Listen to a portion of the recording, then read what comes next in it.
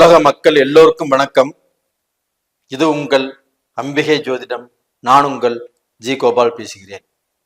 இன்னைக்கு நம்ம பேசக்கூடிய தலைப்பு என்னன்னா, இப்ப மொத்தம் 12 ராசிகள் இருக்குது. இதுல ஒவ்வொரு ராசிக்காரர்களுக்கும் வணங்க வேண்டிய தெய்வங்கள்ங்கிறத முறைப்படுத்தி இருக்கிறோம். அதுல இப்ப சிம்ம ராசிக்காரங்களுக்கு எந்த தெய்வங்களை வணங்க வேண்டும், அப்படி வணங்கி அவங்களுடைய வாழ்வியலில் நல்லாசி பெற வேண்டும் என்பதற்கோசரம் தான் இந்த பதிவு. அப்ப சிம்ம ராசி, இந்த சிம்ம ராசி அப்படின்னாவே யாருகிட்டையுமே கை கட்டி நிக்கணுங்கிற எண்ணமே இவங்களுக்கு இருக்காது. எங்க போனாலும் கம்பீரமாக அவர்களுடைய செயலை செய்ய வேண்டும் என்பதுதான் இவர்களுடைய ஆசையும் குறிக்கோளுமாக இருக்கும். ரெண்டாவது, ஒருத்தவங்க இவங்களை ஆர்டர் பண்ணாங்கன்னா அந்த ஆர்டர் இவருக்கு பிடிக்காது. ஏன்னா இவர் தான் அடுத்தவங்களை ஆர்டர் பண்ணணும். இவருக்கு கீழே 10 பேர்ல 50 பேர்ல 100 பேர் இருக்கணும். இவர் சொல்றது தான் எல்லாரும் கேட்கணும் அப்படிங்கிற எண்ணம் இவங்களுக்கு ஜாஸ்தியா இருக்கும். அது போக பாத்தீங்கன்னா இவங்களுக்கு சமூக சிந்தனை, இந்த சமூக தொண்டு அப்படிங்கிறது இவங்களுக்கு ரொம்ப பிடிச்ச விஷயம். தன் வீட்டுக்கு நல்லவராக இருக்கிறாரோ இல்லையோ, அவங்க பார்க்க போனா சமூகத்துக்கு நல்லவராக இருப்பாரு. அப்போ அவங்களுக்கு ஓடி ஓடி வேலை செய்வாரு. அப்ப அவங்களுடைய பிரச்சனையை தீர்த்து வைப்பாரு. இப்படி எல்லாமே சமுதாயத்துக்கோசரம் சமூகத்துக்கோசரம் பாடுபட்டுமே ஒரு சிலர் பார்க்க போனா வாழ்க்கையில அட்ரஸ் இல்லாம போயிடுறாங்க. இதுல பார்க்க போனா ஏதோ ஒரு குறிப்பிட்ட லெவல்ல பாத்தீங்கன்னா ஒரு சிலர் மட்டும்தான் நல்லா இருப்பாங்க. மீதி பார்க்க 100க்கு 70% பேர் ஆகப்பட்டது அவங்க இருக்கிற இடம் தெரியாம போயிட்டாங்க. அதற்கு காரணமாகப்பட்டது யாருக்கு எவ்வளவு நல்லதை செய்தாலும் அவங்க அந்த நல்லதை வாங்கிக்க மட்டும்தான் முடியுமோ இல்லையோ, அது திருப்பி அந்த நன்றி கடன் செலுத்துவதற்கு தெரியாது. அப்படித்தான் சிம்ம ராசிக்காரங்கள் அடுத்தவங்களுக்கு உபதேசம் செஞ்சு, அடுத்தவங்களுக்கு நல்லது செஞ்சு, அடுத்தவங்களுக்கு வாழ்வதற்கு வழியை காட்டிட்டு தான் வாழக்கூடிய வழி என்னன்னு தெரியாமல் இன்னைக்கு புலம்பிட்டு இருக்கிறாங்க. ரெண்டாவது பாத்தீங்கன்னா சிம்ம ராசிக்காரங்களாகப்பட்டது தன் குடும்பத்துல தன் மனைவிக்கு நல்ல கணவராக இருப்பது 100க்கு 90% இல்லை. அப்ப குடும்பத்துல அவங்களுக்கு சண்டை சச்சரவு பிரச்சனைகளும் இதோட தான் அவங்க வாழ்ந்துட்டு இருப்பாங்களோ இல்லையோ, அவங்க மனைவி பேச்ச கண்டிப்பாக கேட்டு நடக்க மாட்டாரு. அப்ப இவங்க பார்க்க போனா ஊரார பேச்சு கேட்பாரு. ஊராருக்குத்தான் இவருக்கு அணிவடை பணிபடையெல்லாம் செய்வாரு. தன் குடும்பத்துக்கு எந்த நல்லதும் செய்ய மாட்டாரு. அப்ப அந்த குடும்பத்திலுமே தன் ராஜா மாதிரிதான் இருப்பாரு. அப்ப அந்த குடும்பத்துல இவருக்கு எல்லாருமே அடிபணிஞ்சுதான் இருக்கணும்.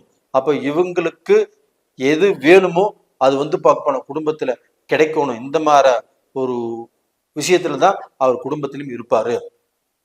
ரெண்டாவது பாத்தீங்கன்னா இவங்க அண்ணன் தம்பி அக்கா தங்கச்சி இவங்களுக்கு பார்க்க போனா இவங்க எல்லாத்தையுமே உருவாக்கி அவங்களை படிக்க வச்சு அவங்களுக்கு கல்யாணம் பண்ணி வச்சு அவங்களுக்கு எதிர்காலத்தையும் கொடுத்து அது மாதிரி நல்லதும் இவர் பண்ணுவாரு.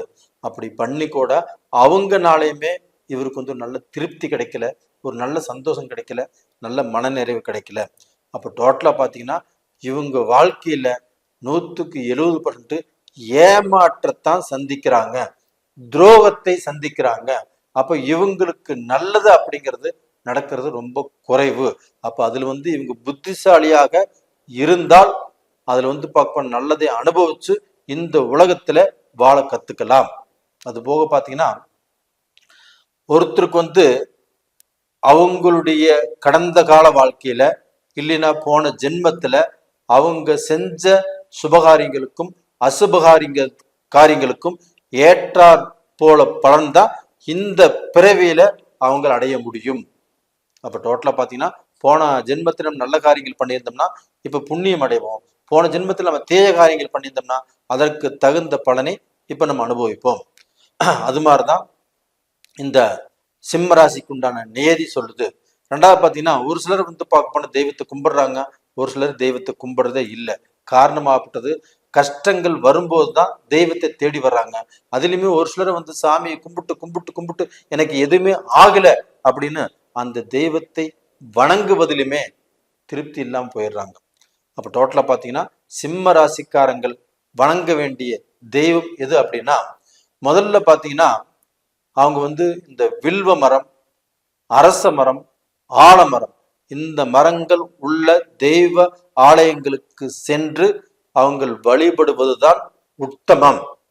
அப்ப இது மாதிரி கோயிலுக்கு போறாங்க அப்படின்னா அவங்களுக்கு பிடித்த பிணி பீடைகள் சென்ற பிறப்பில் அவங்க வாங்கி வந்த அந்த கரும வினைகளாகப்பட்டது தீருவதற்கு வழிவகுக்கும்.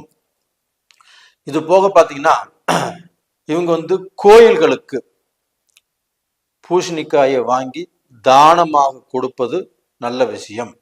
இப்படி செய்து வந்தால் இவங்களுடைய கரும காரியங்களுக்கு கண்டிப்பாக ஒரு வினை தீரும். இது போக வந்து இவங்களுக்கு வந்து தொழில் நல்லா வரணும், தொழில ஜெயிக்கணும், ஒரு தொழில நன்மை அடையணும், ஒரு வியாபாரத்துல நல்லா இருக்கணும் அப்படின்னா நாமக்கல்லுல அந்த ஆஞ்சநேயரை வழிபடணும். அது போக நாமக்கல்ல இருக்கக்கூடிய பழைய கோயில்களுக்கு இவங்க போயிட்டு வந்தாங்கன்னா கண்டிப்பாக அந்த அந்த அமைப்புங்கிறது இவங்களுக்கு கண்டிப்பாக கிடைக்கும். இதன் மூலியமாக அந்த தொழில் திருப்தியாக இருக்கும்.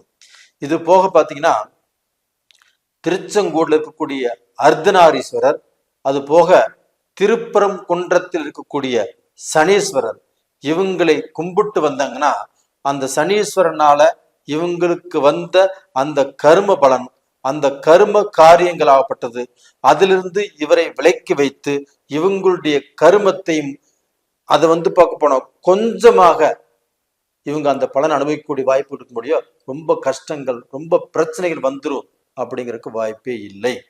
ரெண்டாவது பார்த்தீங்கன்னா இவங்க வந்து நிறைய பிரச்சனைனா கணவன் மனைவிக்குள்ள நிறைய பிரச்சனை, நிறைய குழப்பங்கள். எவ்வளவு அவங்க நல்லதை நினைச்சாலும் ஆப்போசிட் இருக்கிறவங்க அதை புரிஞ்சுக்கிறது இல்லை.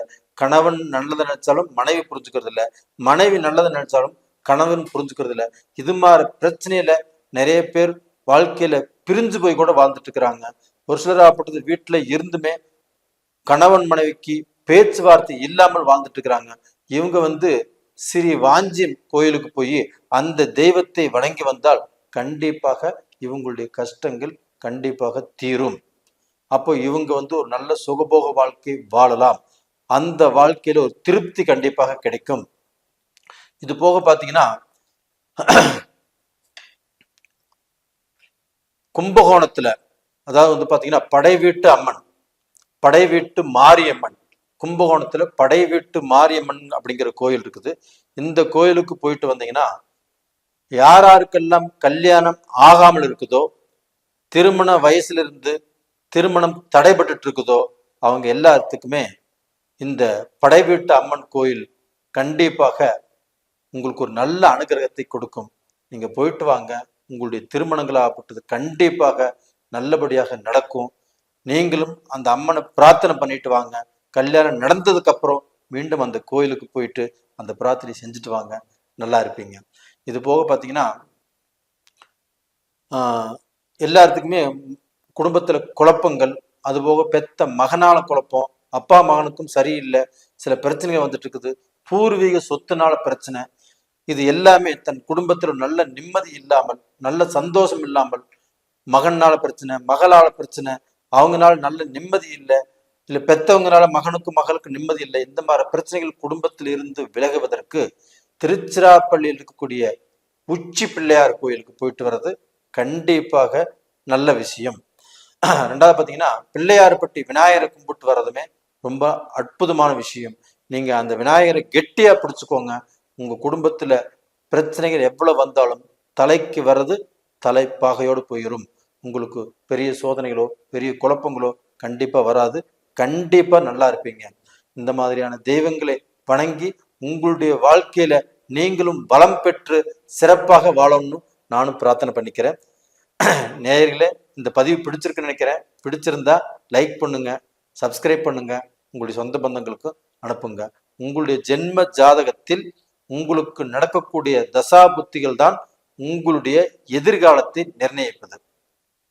அப்ப அந்த எதிர்காலம் நல்லா இருக்கணும் அப்படின்னா உங்களுடைய ஜாதகத்தை பாருங்க.